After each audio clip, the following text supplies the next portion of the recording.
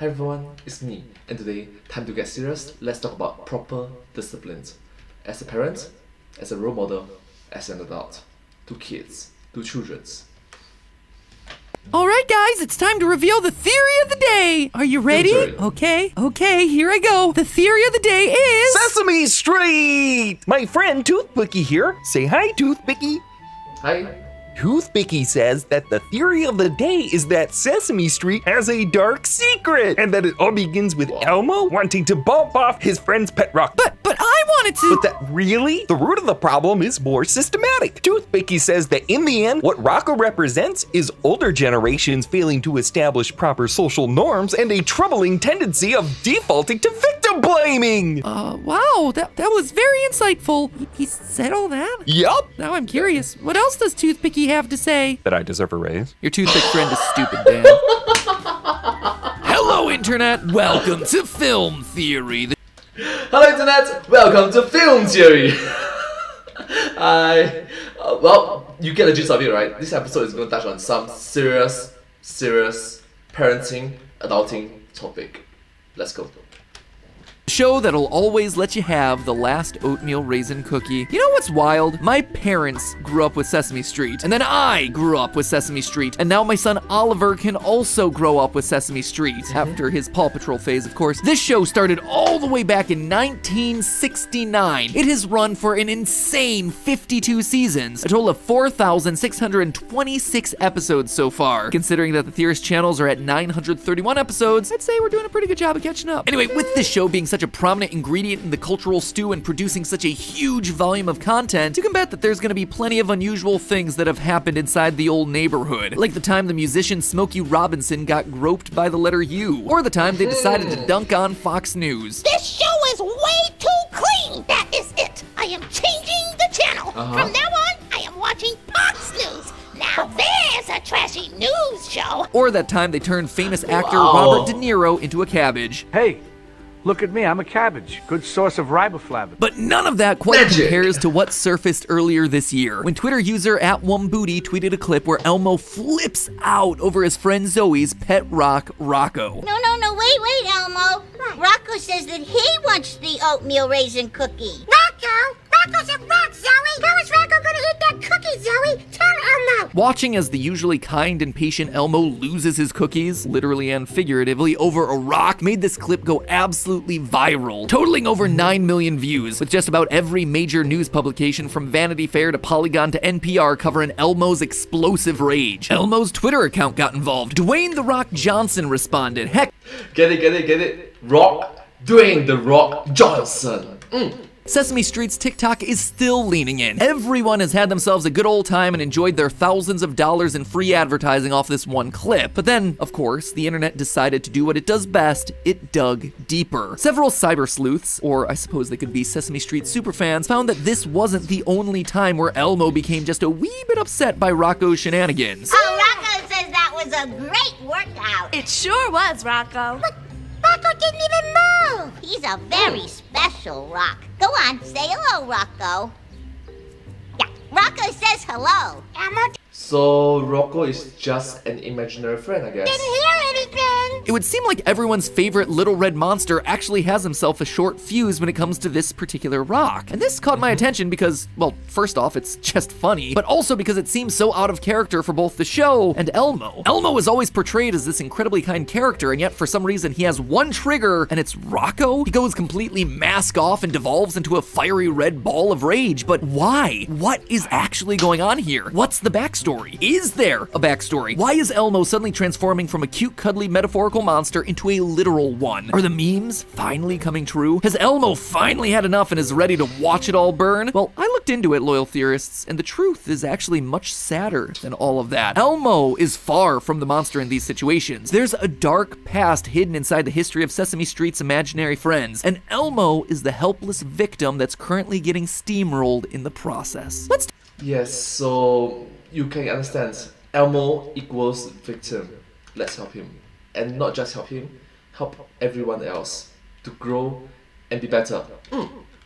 Start off with a bit of backstory here. Elmo's beef with Rocco actually goes back much further than you might initially expect. The earliest clip that surfaced after the initial Not quite the Stone Age. Get it? Rock, stone, you get a point. Viral tweet came all the way from 1999 when Zoe interrupts Elmo so that Rocco can be the one to say the number of the day. Today's number is 12! Rocco says the number is 12! Elmo is supposed to say the number of the day, not Rocco. Now, 3-year-old Zoe having an imaginary pet rock isn't in and of itself strange. These characters are children, after all. It's all typical behavior from a child with a growing imagination. And it's not like Elmo doesn't understand imaginary friends or pretend play either. In another episode with Rocco, Elmo has a stuffed toy that he's named Baby David. The two of them pretend to be astronauts. Elmo's playing astronaut with Baby David. Hi, Baby David. I'm playing with Rocco. Hello, Rocco. Hey, Elmo, could you please watch Rocco for a minute? Rocco doesn't need Elmo to watch him. Rocco's just a rock. Well, rocks need watching too, Elmo. No, you have to draw the line. No, rocks don't need watching. But Zoe... Elmo obviously doesn't think that they're literally floating around in space. They're just playing astronaut. So clearly he can separate fantasy from reality. So then why does he have all this animosity towards a rock imaginary friend? Because here's the thing, after digging into the relationship between these two, this rivalry happens a lot. In episode 4064, Elmo, Zoe, and an elephant are tasked with doing the Rocco dance. That's Mr. Rocco. And Elmo doesn't understand why other characters insist that Rocco is such a good dancer. I've always wanted to dance like Rocco. But he's a rock. Oh, but what a dancer. A rock? Such grace. In episode 4424, Zoe insists that Rocco is getting married, and she throws a huge event complete with guests and a cake, much to the confusion and frustration of Elmo. Rocco has to choose a best man, see? Best man for a rock? This is the silliest thing Elmo's ever heard. Yes, I agree with Elmo. This is quite silly, quite foolish. Very silly, very foolish. This pattern holds even going as far back as Rocco's first appearance in episode 3809, where Elmo straight up laughs in Zoe's face when she tries to introduce him. Elmo, he's right here. See?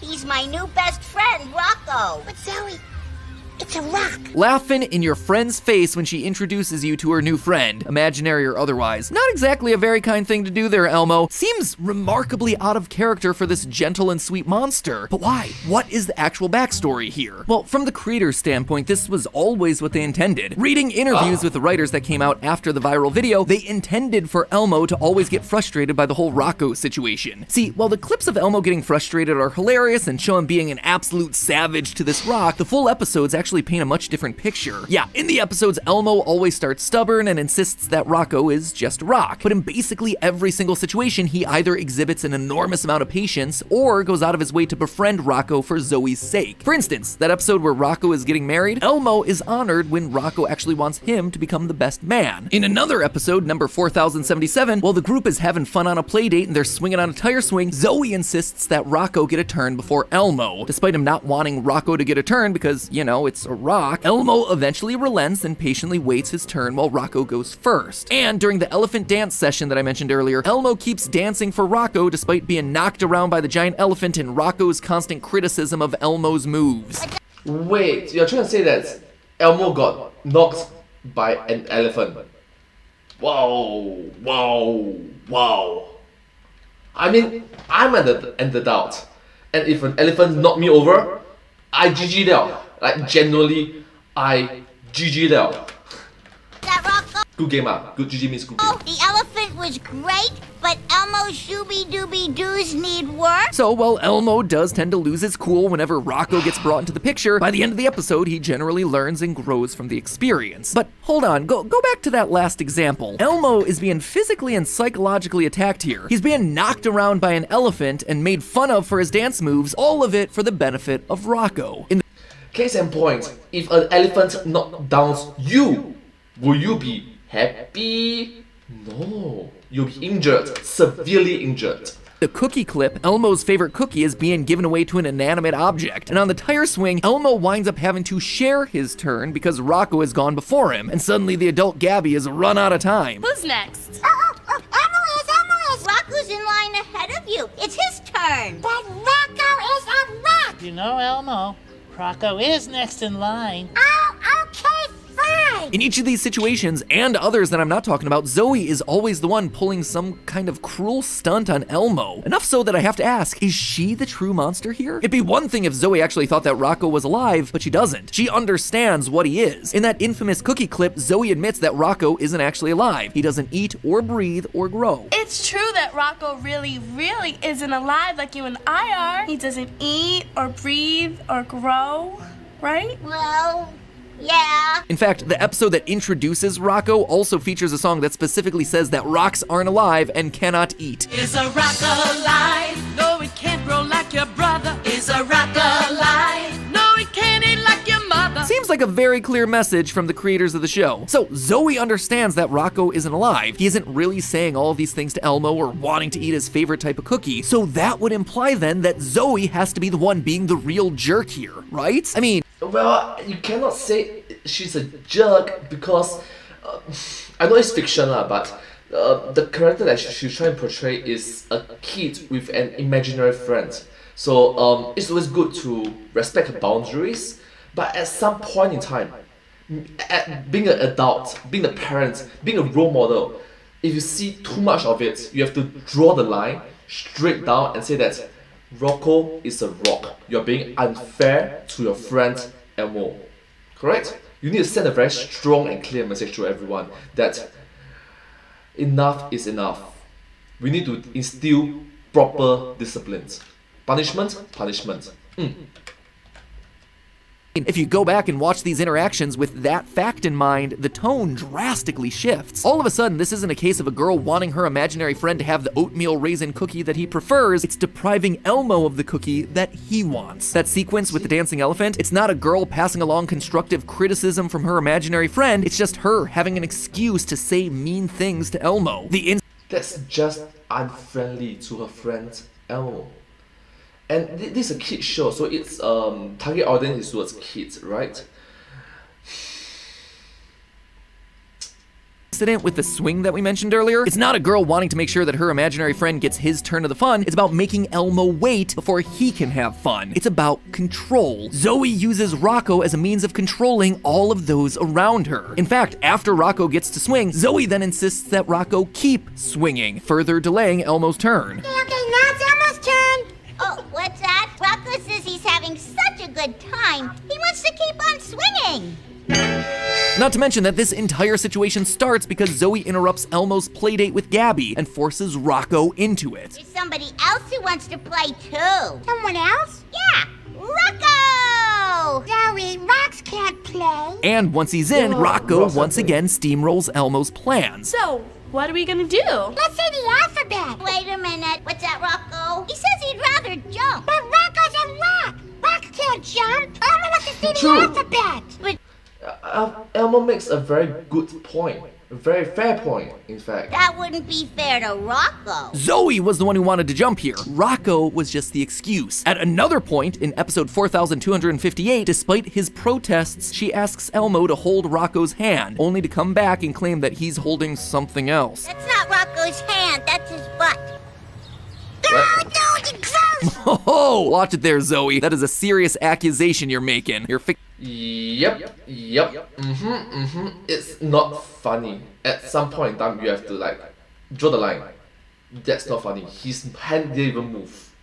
It's like, And to get Elmo canceled. But in all seriousness, this is yet another example of her using Rocco to humiliate Elmo despite him ultimately doing what she wants. I could go on and on here listing more and more examples, but the long and short of it is that Zoe's actions are just cruel. She's using Rocco as an excuse not just to get what she wants, but then to terrorize Elmo. wait a minute. I think I missed out something because of my computer lag. I'm sorry.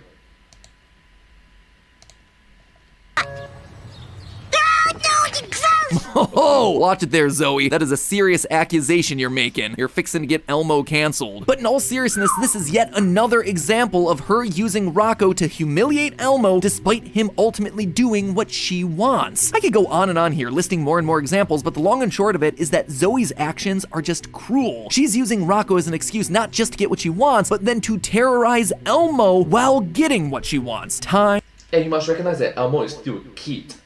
fictional but still a kid. Time and time again. So there we have it, right? Despite what we see in these viral clips, Zoe is actually the evil monster lurking on Sesame Street. But you cannot say that she's just a kid. She's still developing, she's still learning, she's still growing, correct? It's the parents' job, it's the adults' job, it's the role models, it's the leaders around her job to lead her toward the proper path. She will deviate to the wrong path. It's the adults' fault to here's the correct path. Tormenting and gaslighting Elmo in an unchecked reign of terror, right? Well, not exactly. You see, while Zoe isn't exactly treating Elmo the best here, you have to remember, like Elmo, she's 3 years old, despite being 3 years old for the past 50 years. Either way, Zoe is a child, and just like we can't blame Elmo for his negative response to Rocco, it's not exactly fair to pin all this blame for the toxic relationship between the two on her behavior, especially when children at that age can't really understand complex topics like morality outside of just, this is right, this is wrong. No, the root problem here actually goes much deeper in Sesame Street, all the way down to the people that are supposed to be looking after these adorable little monsters. See, alright, look at it. Adults, focus on this part. Focus. when it comes to this Rocco situation, it's the adults on Sesame Street, both the humans and the monsters, who aren't doing what needs to be done for the best interests of either Elmo or Zoe. In every single situation that I've brought up here today, the adults are bending over backwards to make sure that Zoe is happy, walking the tightrope to indulge her fantasies about Rocco despite knowing that he's just a rock. Now, let me be clear, being a parent and engaging with the child's imaginary friend, great thing to do, totally fine. It is healthy to engage with the child's fantasies to a certain degree. Respect. Yes, to a certain degree. Like, it's very important to have like, an imaginary friend. Like, so that you can explore different type of dreams, goals in life. It's like, I want to become an astronaut. Let's fly to the moon together. Sun. It's like, and we sort of explore different paths in our life. Right? It's good to have it, but we have to make sure that it doesn't go out of hand. Their imagination. But the adults on Sesame Street are actually taking this to a whole nother level, a dangerous level, and it's doing more harm than good. Psychologist Dr. Samantha Rodham-Witten explains that. Hi, Dr. Samantha Rodman Whedon. I hope I'm pronouncing your name correctly, I'm sorry. While fostering a child's imagination is great parenting, imaginary friends can get out of hand in certain situations. You cannot let the imaginary friend turn into a way for the child to control the family, because that teaches the kids the wrong lesson. Again, think of the very first clip that brought this whole situation to light. Rocco was not only given a cookie, but at first was given Elmo's favorite cookie over Elmo. And instead of really getting down on one knee and being firm with Zoe about being fair to Elmo, the adult in the clip just kinda lets it happen. Gabby, can Elmo have an oatmeal raisin cookie instead, please? Gee, Elmo, that was my last one. Back when Zoe That shouldn't be the answer. That shouldn't be the answer. If she wants, she could have just say, oh, let's share, compromise, teach them the important lesson about sharing and caring for one another. Isn't it correct? Split the cookie into half. You get half, we get half, we get the enjoyment of it.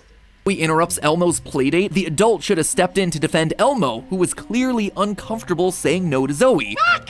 Oh, Rocco. And when Zoe and Elmo get into a shouting match because Rocco wants to jump instead of Elmo's choice of saying the alphabet, the adult should have been the one to defuse the situation. Instead, they come up with this. Jump! No, alphabet! Jump! Alphabet! Maybe we can jump and say the alphabet at the same time. Well, we could do that. You see, Elmo is being the one that is adulting.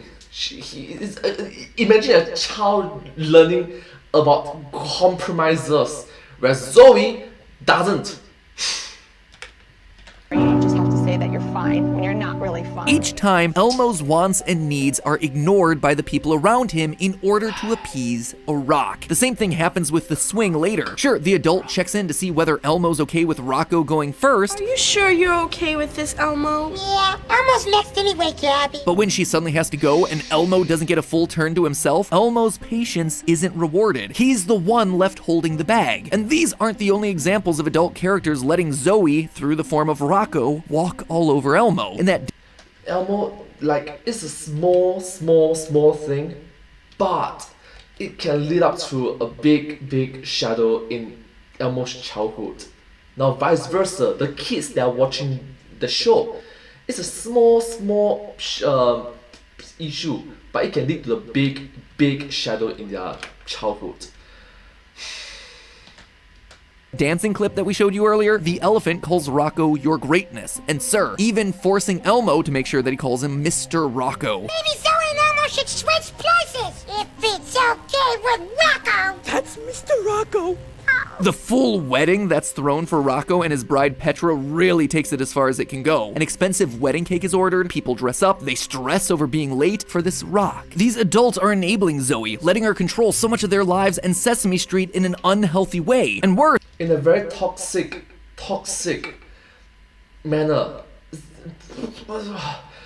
Like, Zoe is a fictional character, yes or no? Zoe is a fictional character. But what about the individuals that watches Zoe as they grew up? It's like, if Zoe can get away with that, maybe I grew up to be like Zoe and can get away with doing this naughty, troublesome stuff.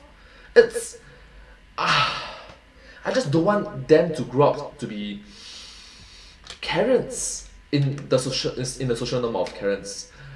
My deepest apologies. My deepest apologies if your name is Karen. I'm sorry.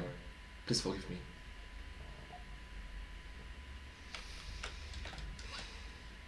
they're letting her stress Elmo out, drive him insane, exasperate him to this breaking point. Remember, he's 3. He doesn't have the tools to understand why they're treating this rock in this way. A way that is, mind you, better than the way that they're treating him. But why? Why are It's just unfair. Where's the equality? Where's the justice in it? It's a rock. It's a rock. It's not even a sentient being.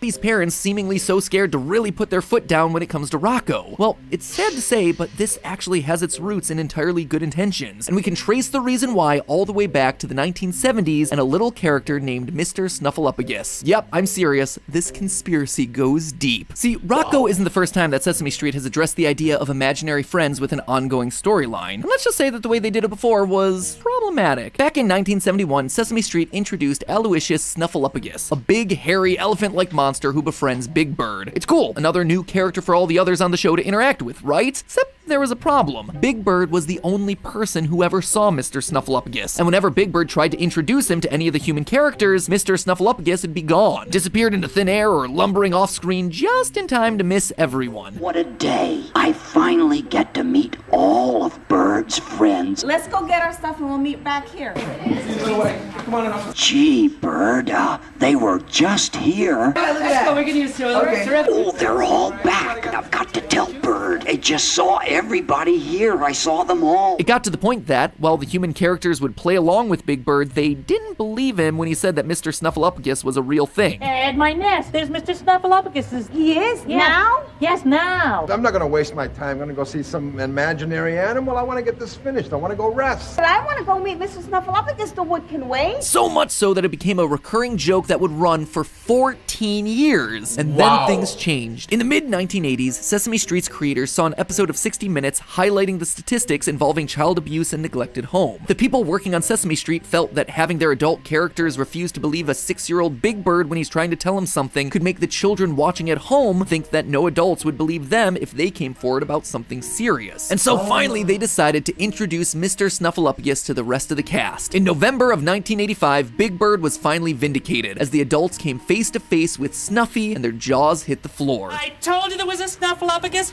and last, you've seen him, and you gotta believe it, right? He's not imaginary, but you never believed me. Enter Rocco. I suspect that in the aftermath of the Mr. Snuffleupagus drama, the creators of Sesame Street leaned hard, too hard, in the other direction. Now the lesson they seem to be passing along isn't just that grown-ups will believe you when you tell them things, but they'll go along with it so much that you can then use your imaginary friends to torture other kids, and thus going out of control in some sense. Kind of sad actually. Like, lean too hard left, lean too hard right. Lean too soft left, lean too soft right. At some point in time, you have to draw a proper controlled balance, right?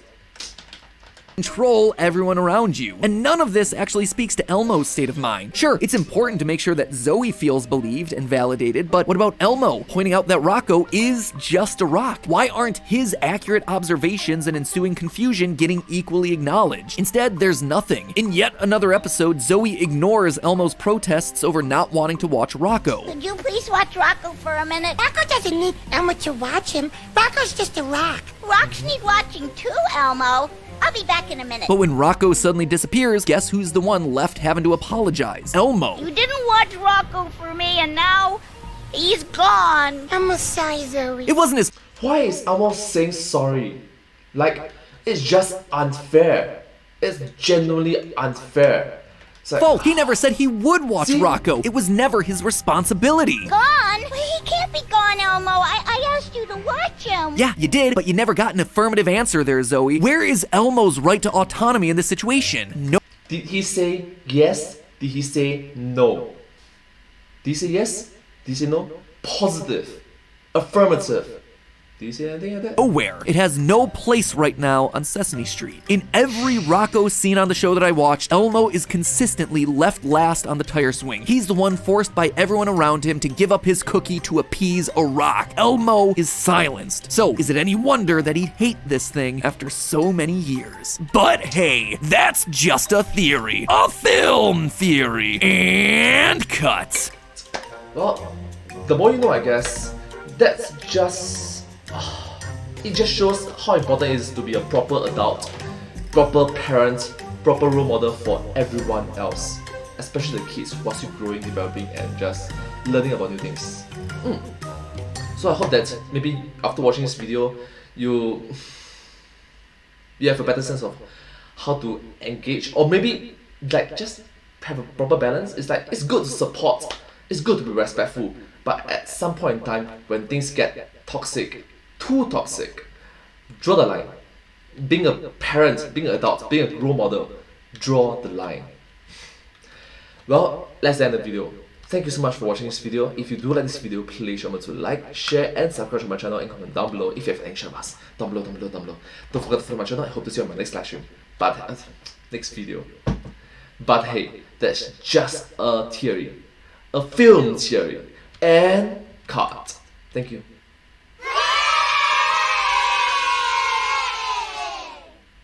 And I hope to see you all in my next video. Bye bye. Subscribe. Thank you. Thank you so much.